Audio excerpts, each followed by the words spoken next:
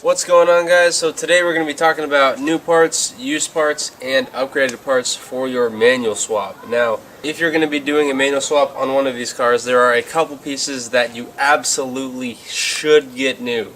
Maybe not even should, have to get new, because if these parts fail, it's either a really ugly mess or it's a pain to replace. I would advise against buying a used clutch unless you've used it personally. Now, for this swap on the sedan, I am using a used clutch, so that's sort of counterintuitive, me telling you not to use a clutch, but the clutch is from that car. And I manual swapped the car about 2 years ago, and when I manual swapped it, I bought a brand new clutch for it. Right? So the clutch I'm using for the sedan is in the convertible for 2 years. I broke it in properly. I was the only one who drove it.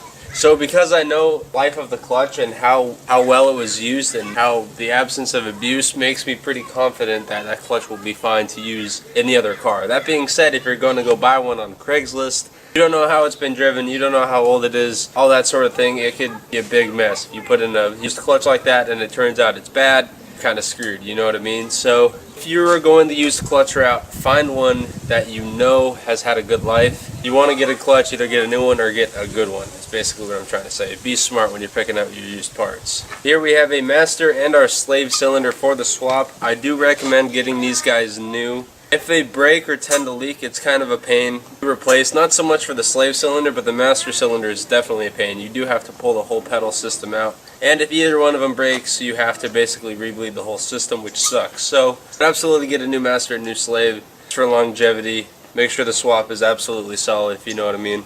So next on the list we have two bearings. We have the transmission pilot bearing and we have the throwout bearing. Now, these are recommended to replace every single time you replace a clutch. I wouldn't even risk running an old one. These guys don't fail that often, but if you use them for an extended period of time, they do tend to fail and can be pretty bad, and they are actually very buried. To get this guy out, you do have to take the clutch all the way off, and he is pressed into the back of the crankshaft. So you have to stuff some bread or some grease behind there until it pops out. It's a really big pain to replace, so I would just throw in a new one while you're in there.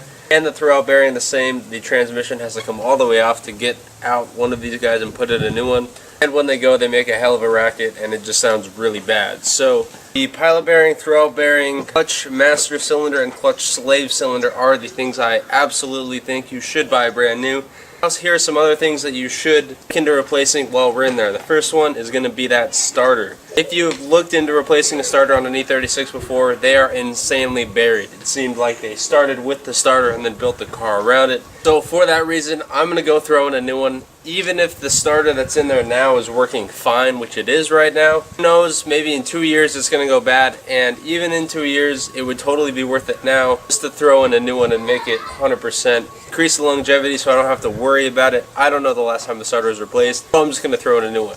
Also on top, I have this guy. This is a rear main seal. I'm not exactly 100% sure if I'm going to be replacing the rear main in this car, but when I'm doing the manual swap would be the perfect time to. So when I get the transmission and torque converter off, I'm going to take a good look at the one that's in there right now, and if it looks a little bit shady, I'm going to throw in this new one. And rear main seals do leak.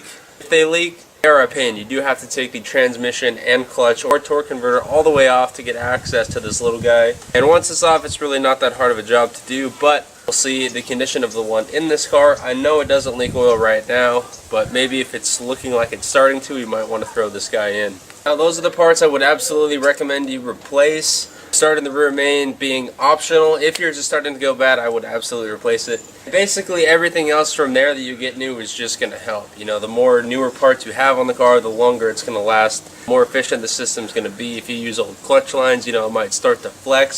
So all that good stuff, you just want to get a bunch of nice good quality parts in there to make sure the swap is 100%. Now, during the manual swap would also be the best time to look into upgrading some of the parts from the factory equipment. So things like a stainless steel clutch line. This is a UUC stainless line, so this is going to run from the hard line off the pedal up into the slave cylinder, and this guy is stainless, which means he will give a lot less flex than the rubber hose, meaning the clutch pedal will feel a lot firmer, it'll feel a lot better.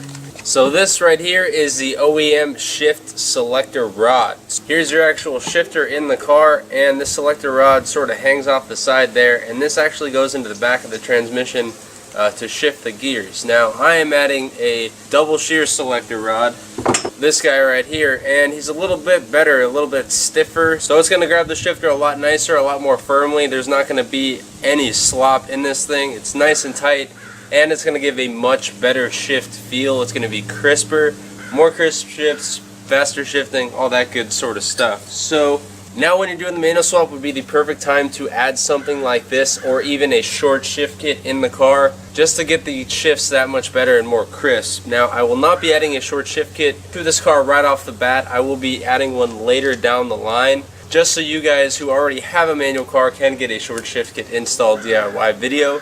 But aside from that, I will be installing a DSSR rod with it. So another good thing to consider replacing or upgrading while you're in there is going to be this guy. This is your Flywheel. So this is not a factory M3 Flywheel. This is actually off of an M50, and you could upgrade to a nice single mass Flywheel. So this is a lot lighter than this dual mass, and the engine has a lot less mass to rotate on the Flywheel side, basically meaning you can rev match a lot easier, and you can rev up and down more easier, and you can rev match a lot easier. It also makes a nice rattle noise. I know a lot of people don't really like it, but I dig it, and it's just a good thing to upgrade while you're in there.